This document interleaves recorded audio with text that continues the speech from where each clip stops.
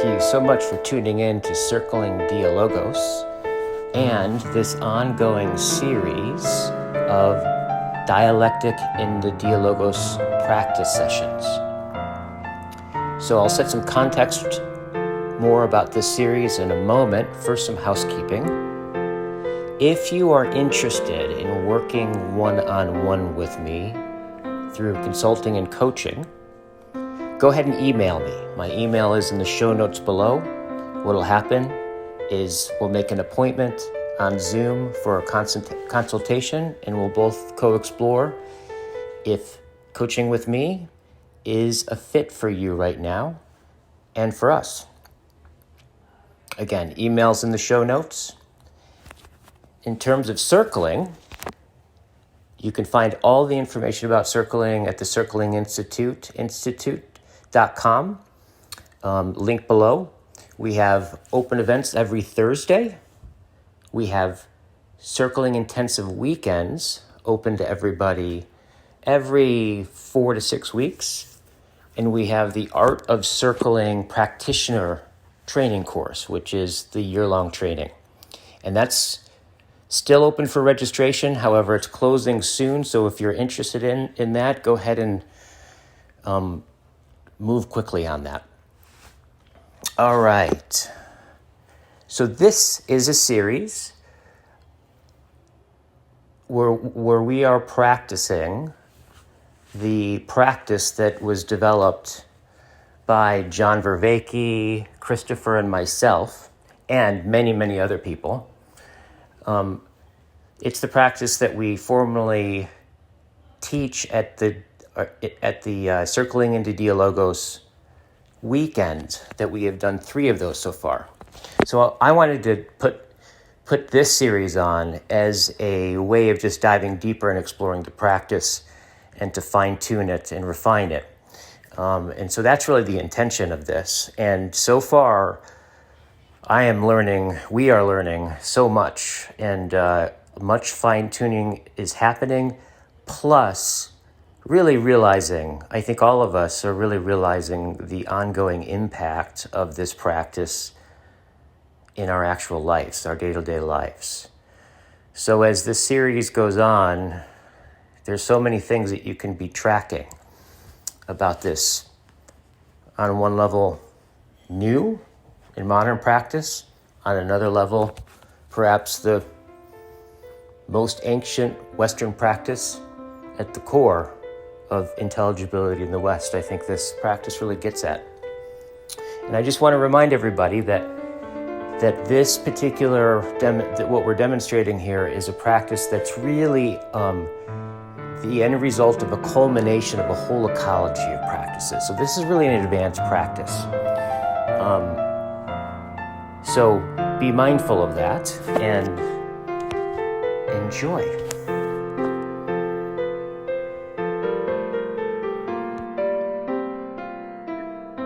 The one of the things I've been really present to,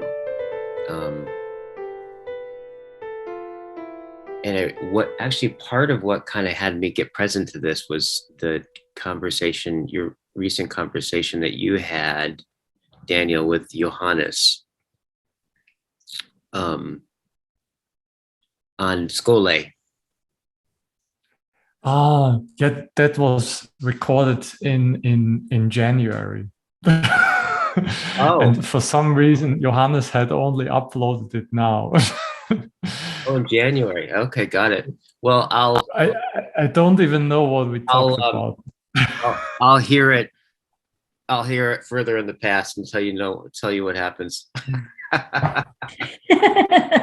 You would have to give me an update. I don't really know what we talked about. Oh, you went deep into Skole. All 3 of you did. Okay. And I think one of the things that it had me kind of recognize is how much I've been asking myself, like this question about what is this when we say things like kind of philosophy is a way of life, right? Or we talk about this thing that we're into, this that we're dialoguing about, dialoguing through, dialoguing with, right? This philosophy, in what way is it always the case, right? Like, and that's the sense that I just really got the exploration that you guys did in that conversation was, in what way is it always the case that we're underway with philosophy, right? As a way of life, or are there just moments where there's just moments you do philosophy and other moments that you cook and other moments you do something else, right? Or is there a way in which in all moments there's something like a conversation that philosophy is perhaps the conversation, right, in which all other conversations are a part of, but this kind of way where philosophy is not just one thing that you can pick up and put down or not, but there's something essential about it,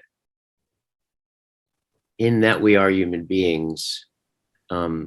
We already are in relationship to that which it is that we may call philosophy, and kind of like this way in which, in what way is I think that's the question I've been asking myself, in like in what way is every moment philosophical, right? If we want to put it like that, like in the simplest moment, in the most complex moment, when we're talking explicitly or thinking explicitly about philosophy, or when we're not thinking about philosophy at all, right? What is it that makes a moment of the way of this that we're inside of?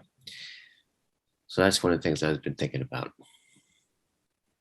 And also I would say part of the, and one of the things that, we wanted to track with this is like, in what way is this practice kind of affecting our lives, right?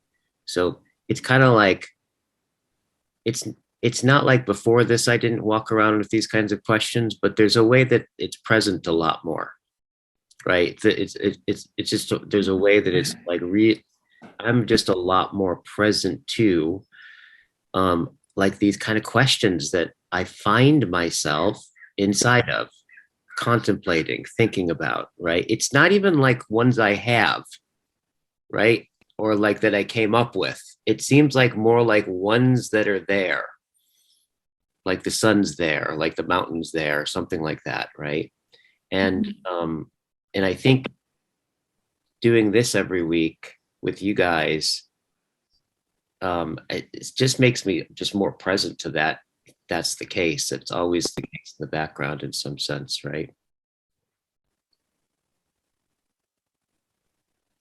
I've been thinking similar, along similar lines, I think, Guy, with all the work, the physical work that I have been doing, and being out of power for 5 days and out of water for part of that time as well, and still the amount of work that I have been doing and need to do still on the property, and being aware of there's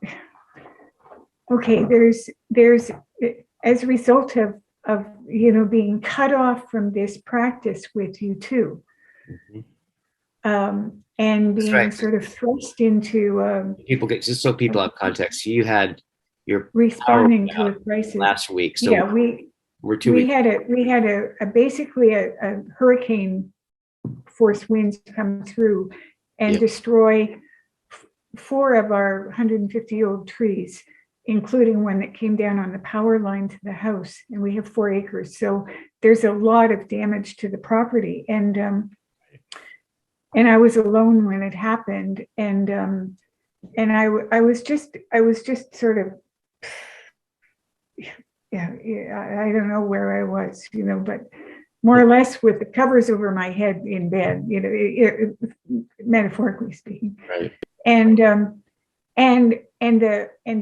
being sort of down on my knees for how inadequate was my response, but then being aware of my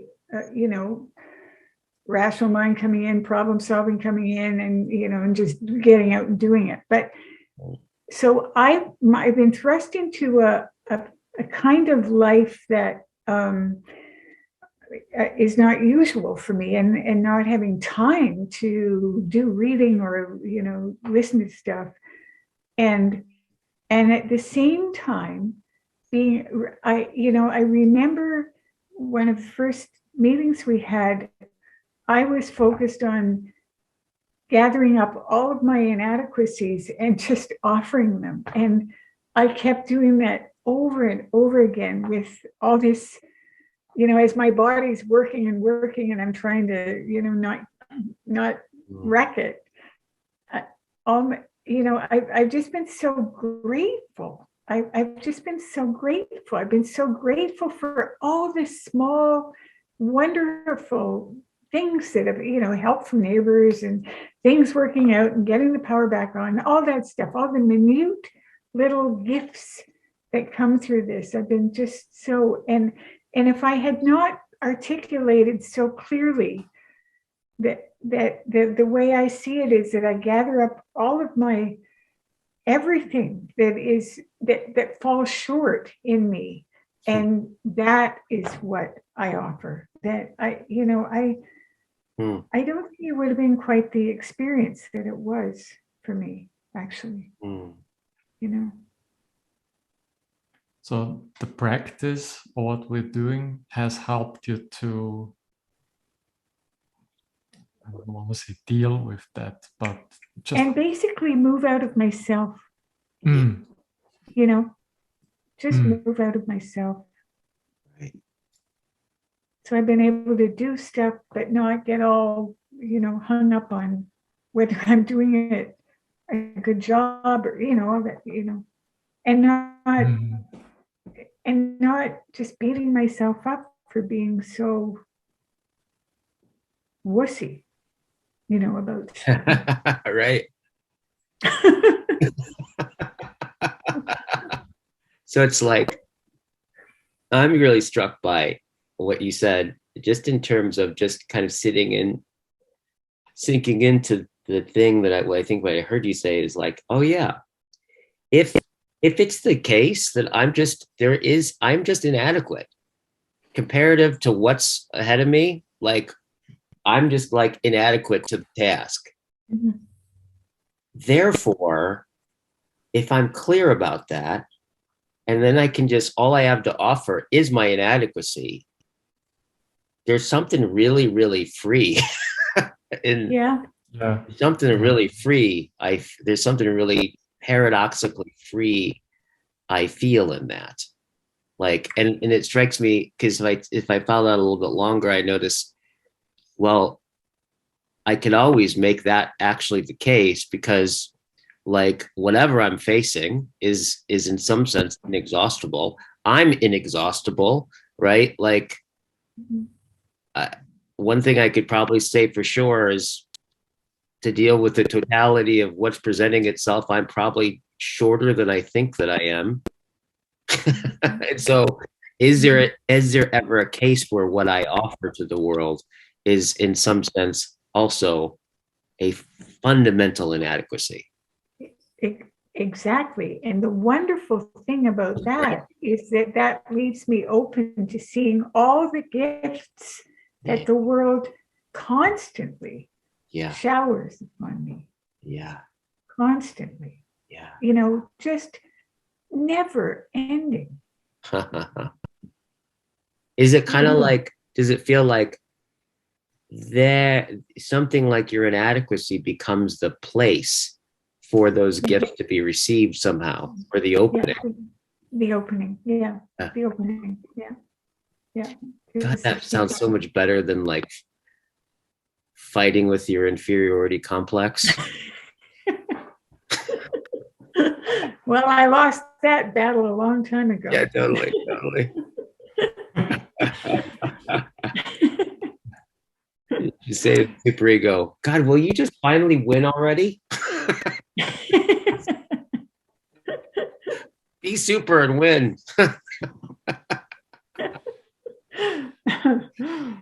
Oh, geez. I had that briefly today. Right, sometimes you're immersed with the world. You're doing something, and then suddenly there's almost this split occurs, and then there's this voice, this gnawing voice to tell you, I don't know, you should do this better, or you should think about something else. Or, I don't know, this kind of like voice that tells you how, I don't know, inferior, or this inferiority complex that comes in. And I'm really astounded by like what we're doing here, how little that shows up in my case. Is that usually when I'm reflecting about what we're doing here, I think to myself, why is this inferiority complex, which is often coming, why is it not there? Why is it not here when we are doing this kind of stuff? And I'm really it's healing in a sense when it's not coming. And even when it comes, then it disappears again into the background. So that's just one thing I'm constantly noticing in these gatherings, that my usual doubts aren't present. Mm-hmm. I have a theory about that. I don't know if I can articulate. Well, I probably can't articulate it very well because I'm so inferior. But my theory is that when there are people with the intention to do this practice as we are intending to do it, they do lay aside their own. The practice is makes me lay aside for a minute my self-referential thinking, because it's just not appropriate that I focus. I don't have time to focus on all my self-referentiality. I'm doing this practice. And if I'm in another conversation where people have not laid aside their self-referentiality in this way, and they are bringing that into the conversation with me, I sense it I sense it, even though it's not overt. I sense it, that is actually part of the conversation, and so that sort of hooks my self-referentiality in too, and then that's part of the conversation. But these kinds of conversations don't have room for that for any of us. That's my theory. Yeah. And then I think it's properly philosophical, because then we love that then we love wisdom. Then it's not really about us. Yeah. But then the world is more important, wisdom is more important. Our relation is more important than our ego self. That's right. Yeah. Nobody's trying to earn brownie points here. Right. Yeah. Totally. Or show who's smarter than who, that kind of thing. It's a great question you're asking, Daniel. Like, I love the question. Why is my inferiority complex not showing up here?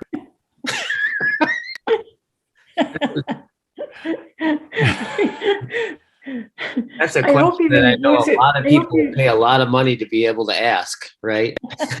That's true. That's true. Right.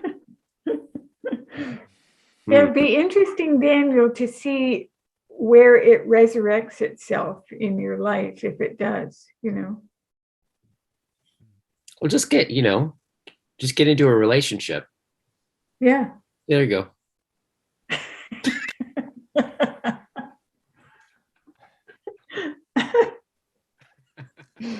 I mean, I guess it has also a lot to do with you and all the other people who participate in this, in whatever we're doing here in the internet.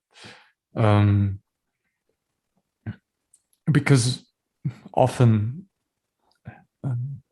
when you talk with other people, let's say, who don't have that or have not yet awakened to their philosophical endowment, which is also there, but they haven't awakened to it. It's inert in a sense. Then, other things are important, and then again, then you fall into that self-referentiality quite quickly, and it's then just, I guess, it's often then just hard to I don't know, get rid of it when it's brought out so into the foreground.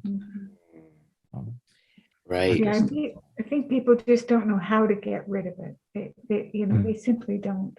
It drives them so much. It's interesting to think about what that is, right? Like that kind of super ego voice of authority, right? Like it's where I really learned about this is actually in a course that I used to help lead that was about it was about wholeness, and what we played with the course was the opposite of wholeness was shame, right? And Right. so we got at social shame by going out and just doing ridiculous things in public, right? So we'd get on the BART and just start laughing like a hyena, right? We'd start doing deep, cathartic, emotional, like work in the mall, right? Like, and what's interesting is,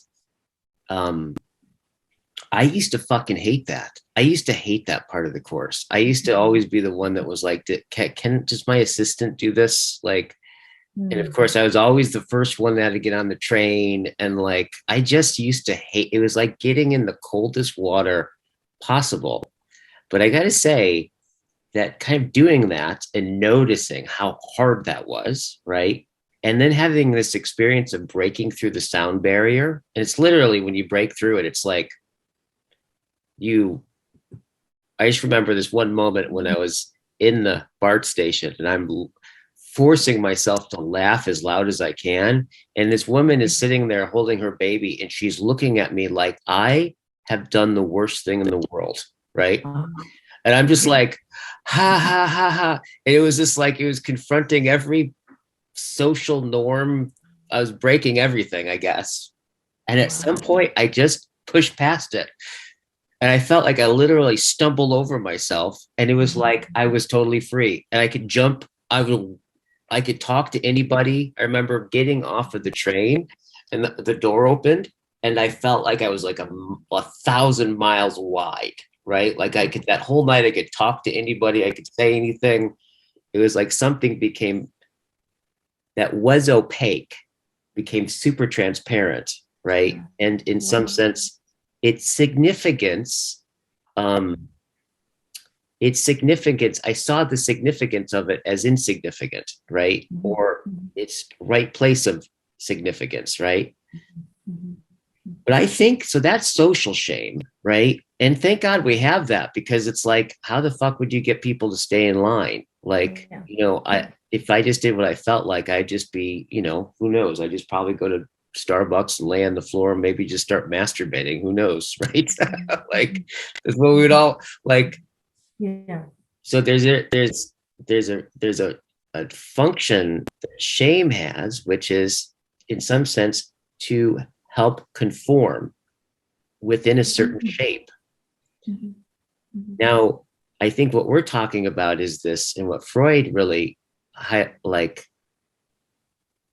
really articulated, right? Which was that we have this internalized voice of authority in our heads, right? And so that's been really helpful for me in I would say, what is it? It's in disengaging from that voice, to realize that, oh, if that fucking super ego and inferiority complex starts to speak up, that internalized, like, and it could be for some people, it's like clear voices, like, how dare you want that, right? Or how could you ever say that, right? Or it could just be like waves of feeling, right? Of just hopelessness or something washes over you, or that whenever that thing speaks up, it's always an indication that I'm something like I'm getting close to my own, the boundary of my own shape, the shape that I've been taking. And like whenever that thing comes up, it's an admittance, is that one, there's a shape I take, and then two, I'm getting close to the edge of it.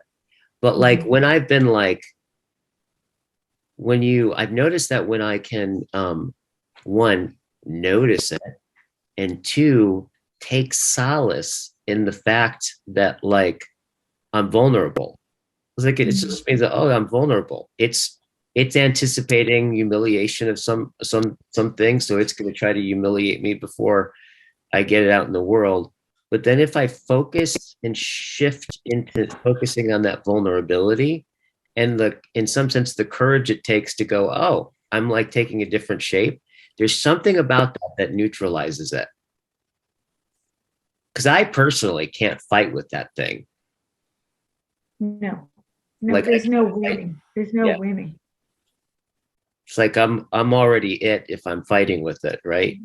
On some level. So in some sense, this is it's interesting, because I think this conversation starts to get at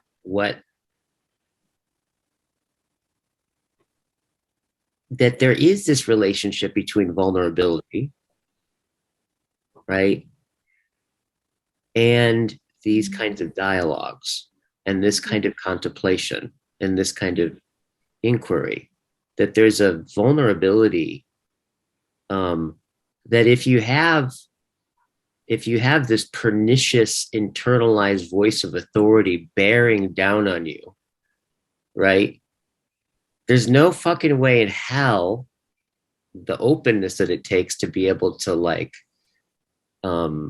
to bring voice to these really strange thoughts inside, right, like can ever, it becomes almost like if that thing is stomping on you, it becomes kind of stupid to actually open up, right, at some level. And you identify with that thing. That's the thing of it. There's no separation between it and you, because you identify with its agenda. Yes, you're right. I am, stupid and inadequate, Totally. You become that in a sense. Or you just hear it in other people. You just project it onto other people, right? And then you hear them telling you how you could never be yourself, right? Yeah. Yeah. I think it's like when you were talking about that, you were sort of articulating my whole experience over the last week or so, of in the face of this natural, world, I am nothing, Yeah. Mm-hmm. It's like, is it like something became obvious, right? That is actually the case all the time at some level. Is all the time, exactly. Yeah. All the time. And we live in the delusion that we are more powerful than that which gives us life every moment. Yeah. Yeah. and gifts us life. Yes. Yes. And still does, even when we screw up so terribly, it still does. Mm-hmm. Yes. Mhm. So what do we want to go into next? Ah, So we did 2 in faith. What do we think is there?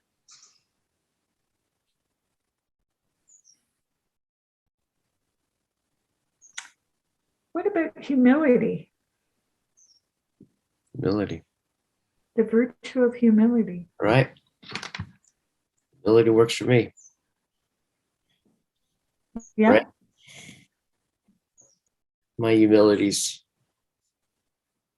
so deep it'd kill a lesser man's. All right.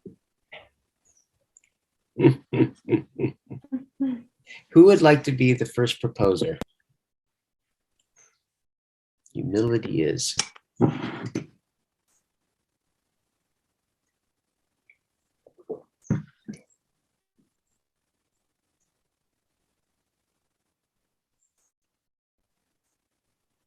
I'll be the first proposer. Good. Okay. Who is the scribe? Wait, do you want to do it that way again? Yeah, it makes sense to me. Yeah. Yeah. So you want to scribe, Daniel? Do you want to be the listener or be the midwife? Sandra, you can decide what you want to be. So who's the scribe? Did you say? I didn't. I can but be both. I'm fine Okay. with everything. Then I'm the scribe. I'm the first scribe. Okay. And then Right.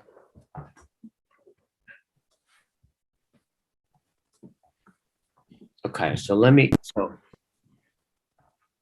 so what is humility? Okay, as a virtue. So as a virtue.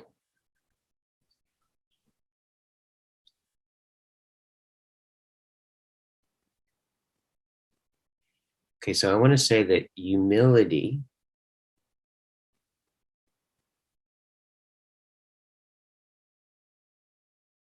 is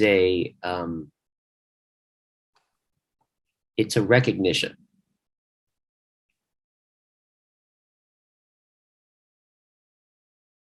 Humility is a recognition, right, of what is the case.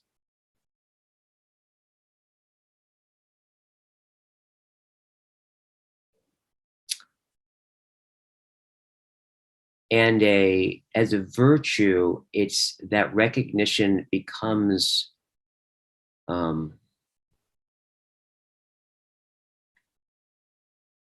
something like the wisdom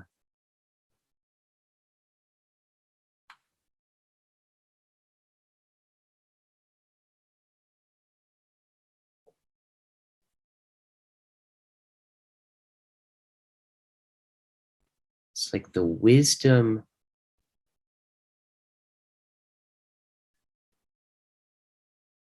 to recognize really my no thingness is my humanity. That's what it is. So humility is I want to say I hereby propose, right, that humility is the recognition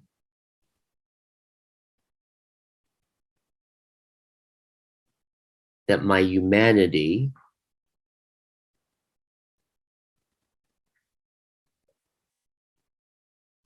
is realized as a no thing. Okay. Can I just give you some feedback? Okay. What I first heard you say at the start was that humility is recognition of what is. Yeah. That it's just a plain, ordinary, plain recognition of what is, the reality of what is. Yep. And then you moved into as a virtue. So that the recognition is just, yeah, that's it. But as a virtue, then that becomes something more than just a recognition. It becomes a wisdom and an opening to a recognition of something even more, which is the no thingness of me. Yeah. So that it started out being an object. Now it's like something like the greatest gift that I could ever give is in some sense my poverty. Right? Yeah. Like in some sense, it's like I want to say humility, humanity. There's something about it's at the core of my humanness is precisely the kind of something like it's very close to this to the nothing that affords something. Like, so what Rilke in a poem says something like, "May the world ripen in my gaze." Right? There's like in a gaze, it's like there's no thingness to a gaze. It's more like a context in which something allows the world to ripen. That sense. I think humility is like a recognition of that's a real accomplishment on some level in humility. I am accomplishing my no thingness in humility. That's what it is. Humility is a virtue, is the accomplishment of my no thingness, right? In the world, glowing of it, with it, to it. So humility is a recognition, but deepening in my practice of it as a virtue.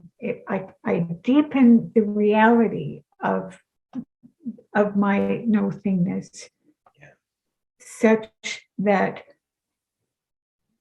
it allows the freedom. It allows a freedom for the world to enact itself in the no thingness of me. Yeah, totally. Something like that? Yeah, totally. Yeah. Yeah, I love how I love in your listening how you're bringing these two parts of it together, and because it's having me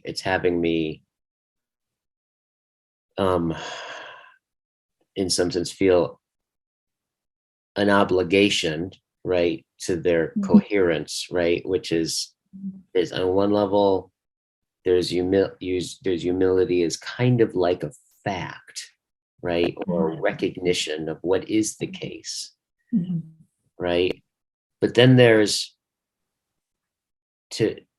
for humility to be a virtue, right, it's something else, right, but it includes it's like it is that recognition, but like as a virtue I recognize how in some sense my no thingness, right, if it's a virtue, the virtue as a virtue must implicitly must tell me something like that humility is crucial in the world becoming what it is, right? In my world, in what I touch becoming what it is. It's not just a passive kind of meagerness. There's a proactivity in the virtue of it, right? Like that's the proactive sense of like the way a gaze, like in Rilke's gaze, may it ripen the world, right? So if like humility, if we say humility is the gaze, right? If that gaze is cluttered with a bunch of self stuff, right, is it to the degree that that's the case, is to the degree that like what the gaze can see and what can actually happen in the gaze and ripen in the gaze diminishes. So the more clear that is of these kind of, I don't know, egoic structures or whatever it is we want to call them, faulty assumptions about myself, right? Either good or bad, right? But that there is, it takes something to really be nothing, right? Yeah. It's like, it takes something to really be nothing. Yeah. And that's Yeah. humility, I think. I think what it takes is humility to really, The virtue. yeah, The virtue. virtue, Yeah. The right? virtue. Yeah. So as you're talking, I'm thinking that it's a virtue that is based on a plain fact that's the way it is. So that it's based on truth, but I make it a virtue when I embrace that plain fact and embody and enact it in such a way that I can offer the reality of what already is real, but without my self-attachment muddying it up and vitiating it. I offer it in its pure form. There it is. And there it is. Yeah, there it is. And what actually shows is the world. That's the thing about it, is it's not a no thingness in the sense of I disappear and nothing happens. No, it's almost like the negative image of the world or something like that. It's like the negative photograph of the world in some sense, to become that negativity, right? In speech, in what I say and what I don't say, in what I do, what I don't do, in the way that I am, right? In that when virtue is at the center of that way, it's like Ivo de Janeiro, I think, said, or he quoted somebody saying this, I can't remember. Being a human being isn't a fact, it's a task. Is that what it is? That, yeah, it's that being a human being. That's what he tells his students. Yeah, it's not a fact but a job. Yeah, a human being isn't a fact, it's a job, right? So like what you were hearing when I was saying, it's like, yeah, it really is, to be a human being is really, really, really to be deeply inadequate. I mean, from the get-go, right? From like totally little infant, it's the most useless thing in the world, right? Yes, exactly. And a lot, and for you to become even to do anything at all, right, of yourself as a human being requires so much that wasn't you, right? So, but that very meekness, right, inherits the earth, as Jesus would say, right? So it's like there's this incredible, in that relation, it's relationships is what realizes this utter meagerness, like this complete blob of needs with no abilities, to being a being on top of the food chain, right? Like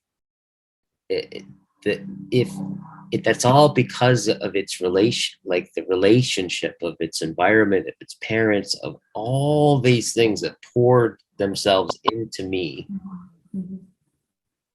If I mind that relationship and realize that it's actually the function of the relationship, right? That somehow does this turning where that very vulnerability becomes the thing that can host the world, right? Mhm. Yeah, I think that's good for me. Yeah, and you can only mind that relationship by already practicing the virtue of humility, by recognizing that. Do you want to summarize that, Guy, or do you have a summary, Daniel? Do I have anything like a summary there, Daniel? Not a summary, but I can tell you what I've written down. Yeah. So you started out with humility is a recognition of what is the case. It's also what Sandra often came back to, this plain fact. Yeah. As a virtue, the recognition becomes something like the wisdom to recognize that no thingness is my reality. Then the first proposal, humility is the recognition that my humanity is realized as a no thing.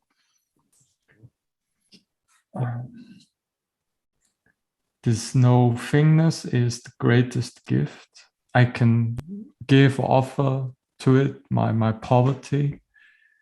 Humility is the recognition of the accomplishment of my no thingness, and in the world, glowing of it, with it, to it.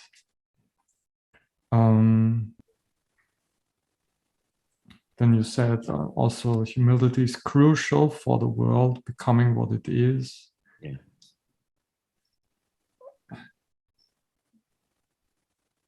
Yeah. Again, what shows in humility is the world. That aspect of world seems important. Yeah. And then the last thing was being a human being has this inherent quality of being vulnerable, inadequate, fragile.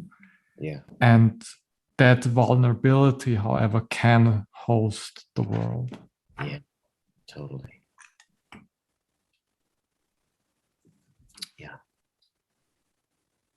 So I'll say that, like, humility, to summarize the proposal, humility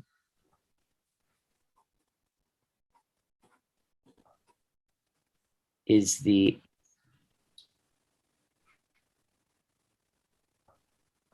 aspirational realization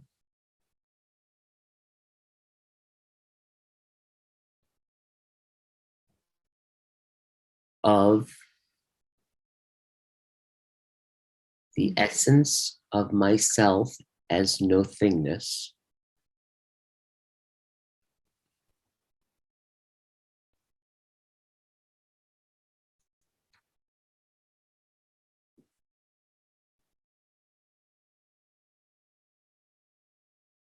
that the world blossoms in.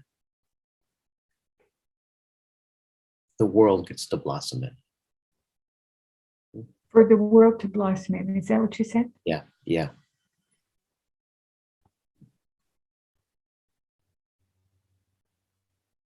There's more to it, but that's why there's two of us. Thank you. Yeah. Oh. Let me get my pad here. Do you want to take it from there, Daniel, or do you want me to? No, you can. Mm-hmm. We usually do it when the listener is the next proposal. Okay. Okay. Let me grab my iPad real quick. I will also briefly.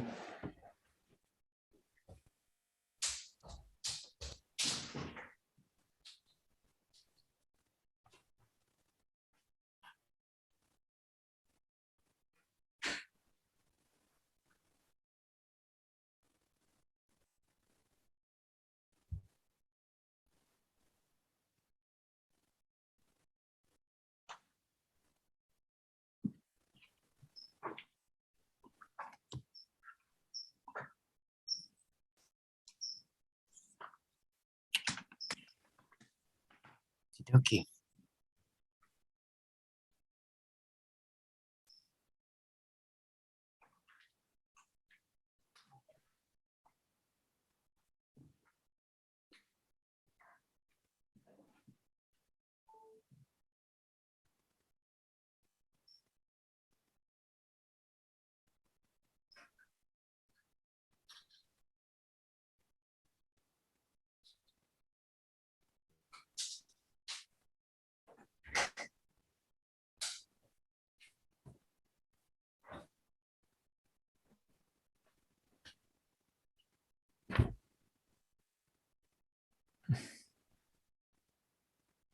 Where did he go? Guy? Yeah. I don't know.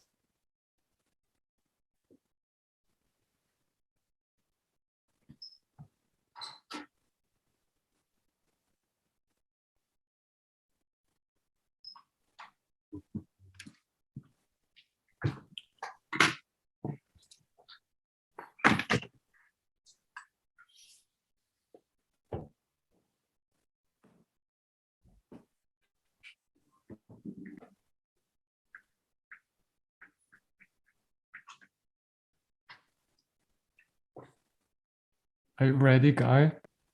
Yep. Yeah. Am I the Okay. listener or am I the scribe? I think I'm the scribe. Cassandra. Yeah, Yeah. you'll be the scribe because I'm the proposer. Yeah. Mm. Okay. So Daniel, you're the listener, right? Yes. Okay. Okay. Um,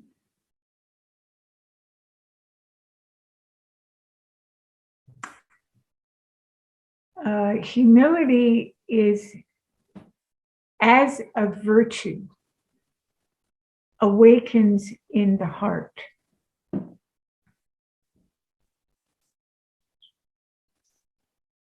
I'm thinking of, you know, in the human developmental process, the ego has to form before and be formed before we can transcend it. And humility as a virtue, the whole ego project necessarily involves the false sense of us us being in control of things. That's a necessary thing.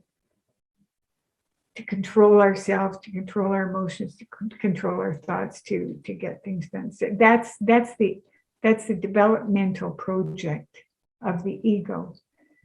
But then once once it's done to a certain extent, humility is awakened in the heart. That's where it comes from. And whether it be spontaneously or by being hit over the head with a 2x4, or however it comes, it's awakened in the heart. But it reflects the reality that has always been of the way things are. So as a virtue, it's gifted us once we're ready, once we're mature enough egos to be ready for it. And as a virtue, then we can embrace it as a virtue in our awareness of our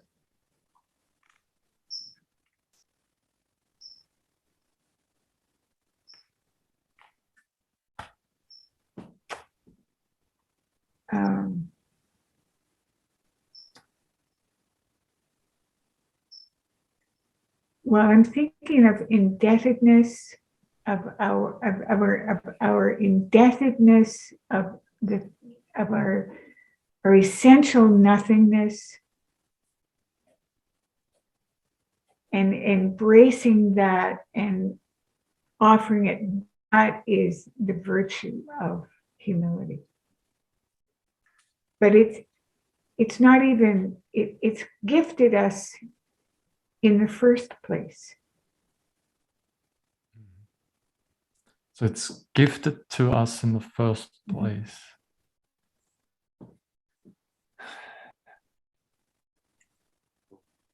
I'll just respond back what I heard. Humility is an awakening of the heart. It reflects the reality of the way things are. And it has something to do with coming to terms with a recognition of indebtedness and the essential nothingness of ourselves. Yes. What I would like to ask you, I don't know if you have thought about this or heard about this, the as. you were saying this humility as a virtue, and you said it 3, 4, 5 times or so. Yeah. That something, there's really an unveiling that takes place in humility, and maybe you wanna go in if you have. Do you know what I'm? I think what I probably was responding to when I was stressing the as was my awareness of false humility, of false humility being something like feeling inadequate, inferiority complex. That's false humility. But humility, the true virtue of humility is very different from that. So in the virtuosity, in the virtuous enactment or embodiment, then it like humility really discloses itself, and there's this aspect shift from this inferiority that we also touched before we started the practice to this nothingness that constitutes our selfhood. And indebtedness too. Indebtedness. I want to stress indebtedness too. Indebtedness, like a debt, indebtedness. Yeah.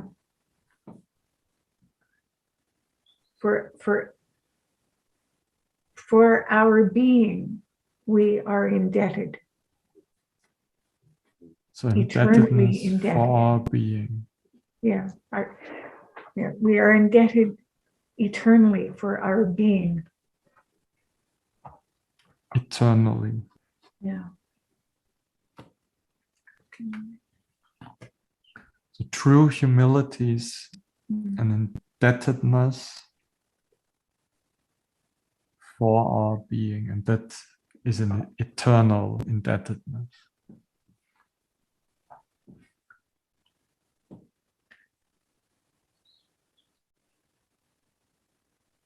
What role does the heart play in that?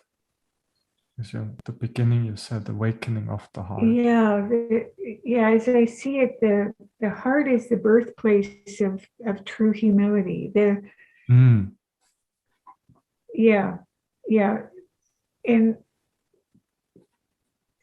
we have to have gone through human development sufficiently that we have an intact enough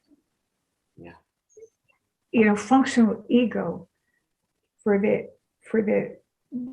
heart to awaken and be enacted through our functional ego. Yeah.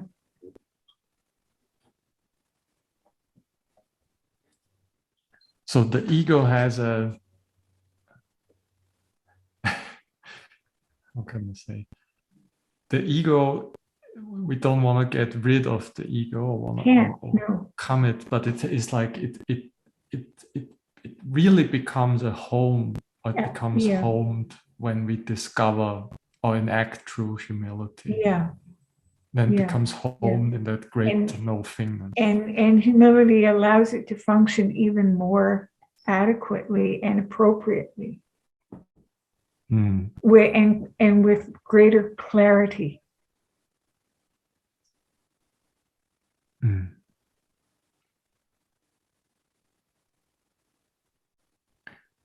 So what I heard was that virtue, true humility is, or the virtue of true humility is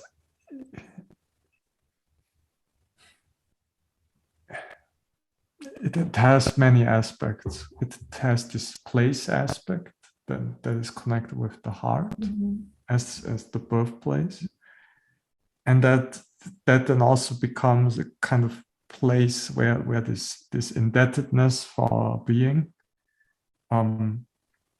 lights up or so, and it then also becomes a kind of home for all that the false humility, perhaps the inferiority, the ego. So yeah, and that's all going on in the uncovering of the real reality of that of the truth of that virtue. Yeah.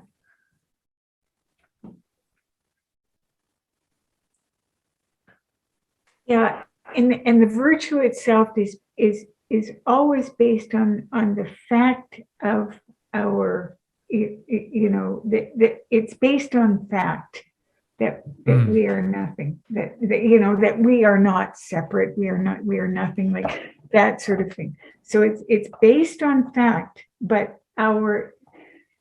as Guy was saying, our recognition, our aspirational recognition of that brings it into a virtue that enhances the working of the world.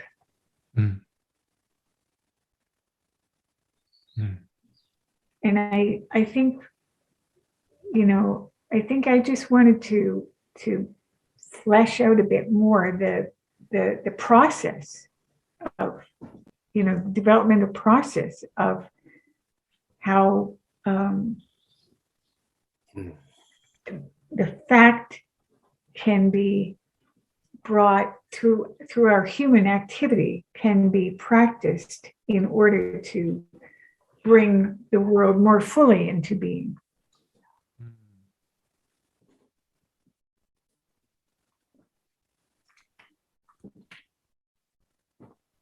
So, having said all of that, I would like to ask you again, could you say again what humility is? Yes.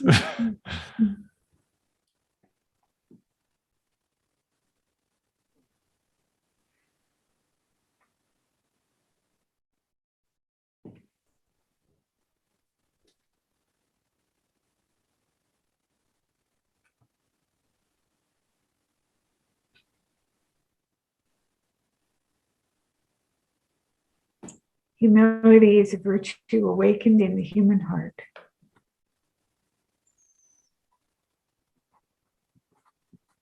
It reflects the reality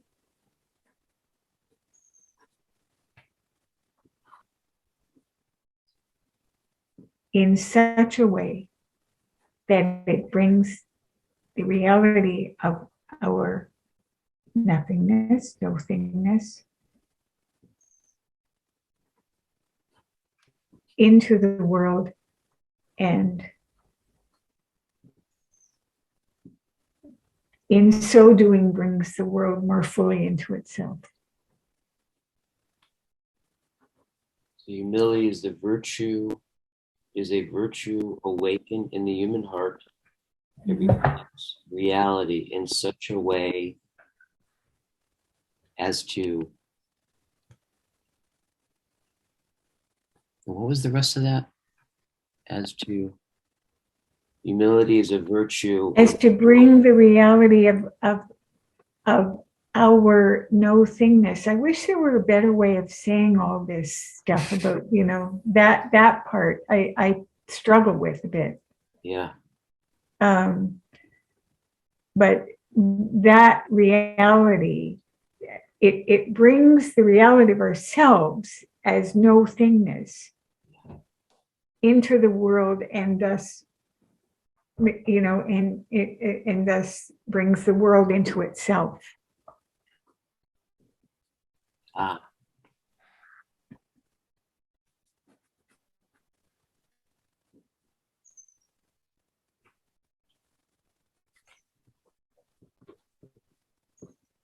Yeah, I don't know how to put that. The reality of myself is no thingness. Like, it sounds a bit, That's why there's this exercise we're doing. I will reflect on that mystery in the next 5 minutes. Right. Great. Well, as your scribe, so this is what I have. So humility is a virtue awakened in the human heart. It reflects reality in such a way as to bring reality of no thingness into the world, and thus into And thus the world into itself more fully. Yeah. the world. Yes. The world into itself. Perfect.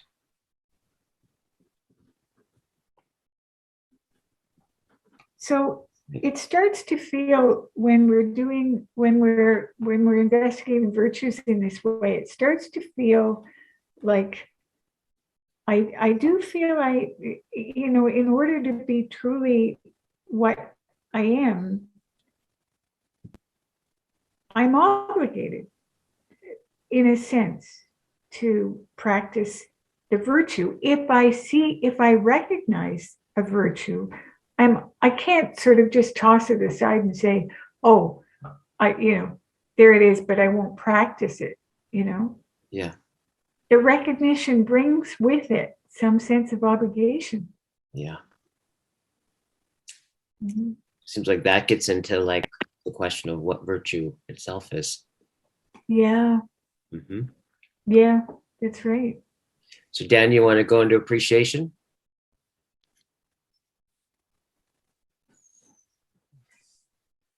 Yeah, I appreciate it.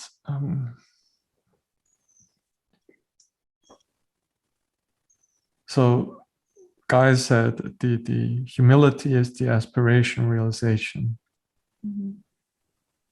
of this no thingness of ourselves.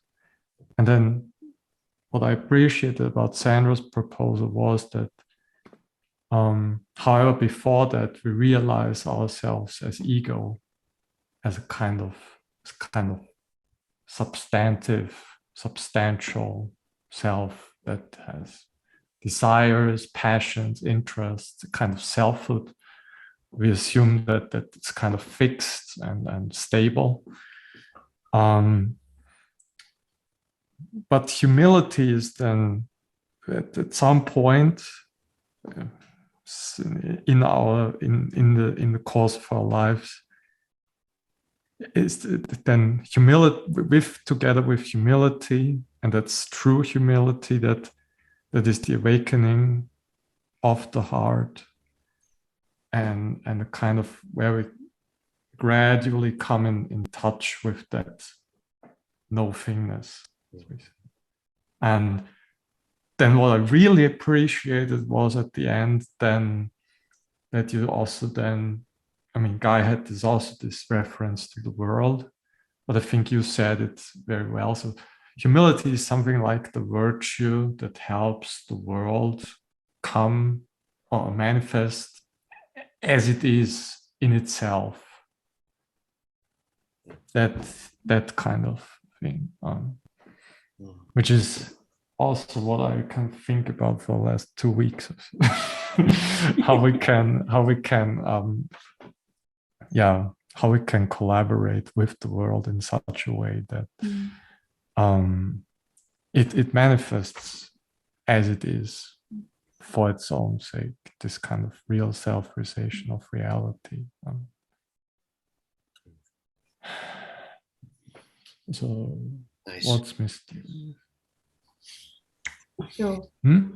what's missing, right? So do you want to do a proposal? What's missing or mysterious? Mhm.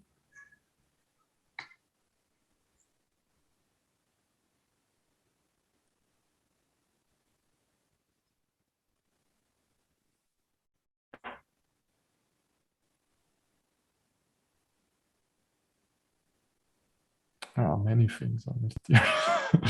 um,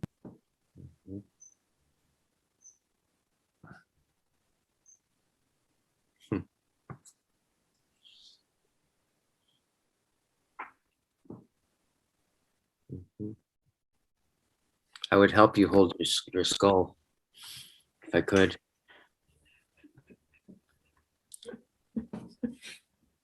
yeah,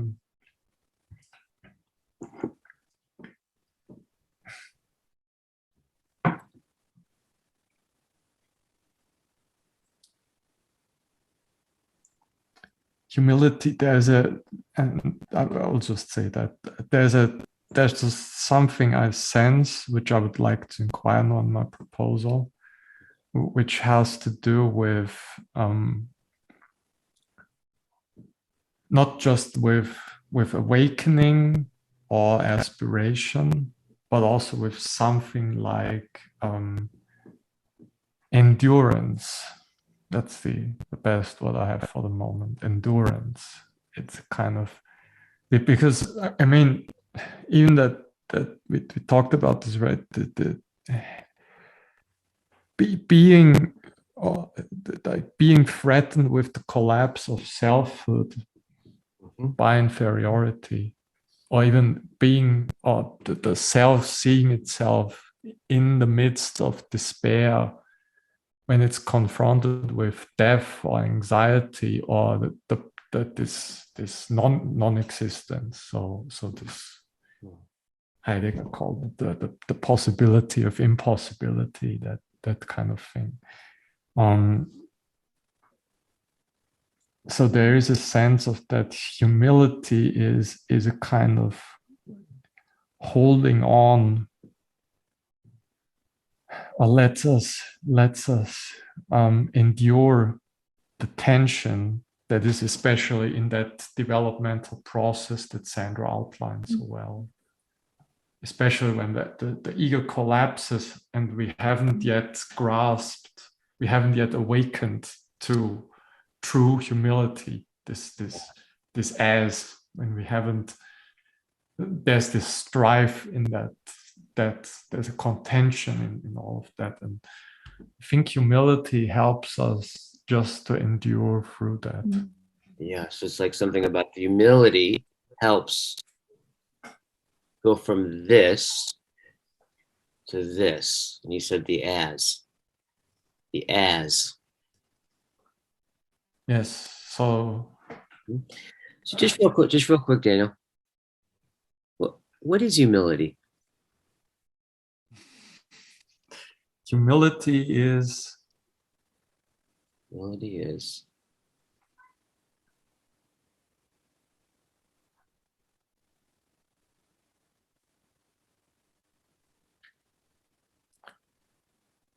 Humility is an a holding, holding, an enduring holding, enduring. which lets us aspire and awaken out of the despair that comes after the collapse of, or after the initial realization Yeah, that we are nothing. right. Okay, so there's I'll just tell you what I'm hearing. So humility is, well, I actually do sense that you're doing a lot of that. I just have this sense of that you're speaking. Is it fair to say that you're speaking at least some from your direct experience.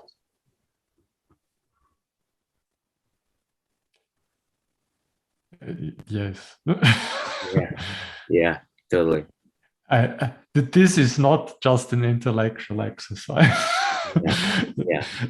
And I so, hope that's also clear to the viewers that this is not just an intellectual exercise. Totally. So I get the sense of just what I want to say is that I think I hear the endurance from your body, right, around this. And that's one of the parts that I just heard you really, really kind of pick up and emphasize is, right, is that there's, on one hand, there's the experience of the ego collapsing and its insufficiency, right? In all the different ways, the anxiety of that, the hopelessness of that, all of that. Mm-hmm. And so their humility is the thing that affords, right, affords that to be a realization, right, of something essentially true.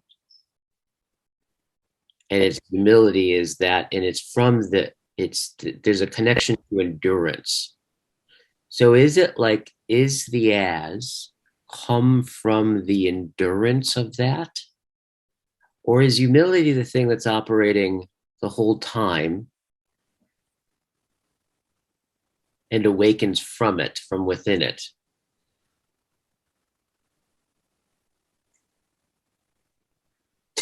He peeked out for a second.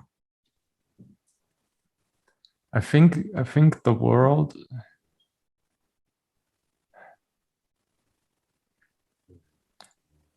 when you find yourself, let's say, really in despair, and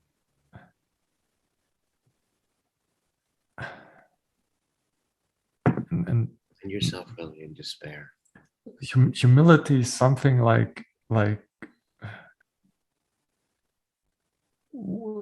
it's like a preparation so that even the as structure then could disclose itself even. Yeah. Because when everything has collapsed, then I don't think we see any truth. Then we kind of like in this. Yeah. This. So then the humility in that is something like the horizon. Yeah. Right. Horizon is a nice word. It's the horizon where then something like the kind of I as myself, the world as the world, that could come about again. Yeah. Okay. So the only thing I want to stress is, because I have those when I closed myself, I have those very apocalyptic images right now, like, I don't know, Sodom and Gomorrah, right? Those in those biblical tales where everything burns. Exactly. Yeah. What can happen is both, right? My selfhood can collapse, but also the world being, that can also collapse. And humility is kind of helps us to endure through both of them. Okay, got you. So self-collapse and world collapse. Humility, that's really interesting. So humility is that which is it enables, makes it possible to endure through that, right? And the endurance through that, when you through that, right? To endure humility is what makes endure it. Yeah. It's and then when we endure through it, then a turning again come about where I return, like the self returns, this higher self, and the world returns. So it's like humility is what helps us endure through that, or hold open that turning space where the nothingness of despair can be overturned into the inexhaustibility, the inexhaustibility of nothingness. Right. That aspect, that turning can come about. So you And simultaneously, it's that holding open. It's a right. So yeah. humility is that when the world collapses and the self collapses, right? If there's endurance that takes place, right? Humility is the thing that holds open that endurance, right? And makes it possible for the as, right, for the self to turn back on itself. But at this point, it's so interesting to think about this, Daniel. Like the sense I really got from what you're saying is when the self turns back on itself, what it's turning back on is gone, right? In some sense, it's gone, but there's still a self there. Mm-hmm. So that's the turn, right? Yeah. So it's 11:58. It's 11:58. Right. I have to go right at noon. Yeah. Oh dear. Okay. I mean, I could give you I can turn over the controls and you guys could keep going. Well, would that be all right? Because I want to get down more of what Daniel's saying. Is that okay? Yeah. Do you have time, Daniel? But I think your recording ends, Guy, if you go. Totally. And would you here, how about if I turn it over to you, Daniel, and just record it? And I'll go. Yeah, you can, and I can send you the second part if you like, and then you can cut them. Yeah. Totally. Yeah, but just make sure that you do it. Get past the turn. Yeah. Okay, make host. There you go. Thank you, Daniel. This was awesome, you guys. Yeah. I look forward to seeing the end. Bye. Bye.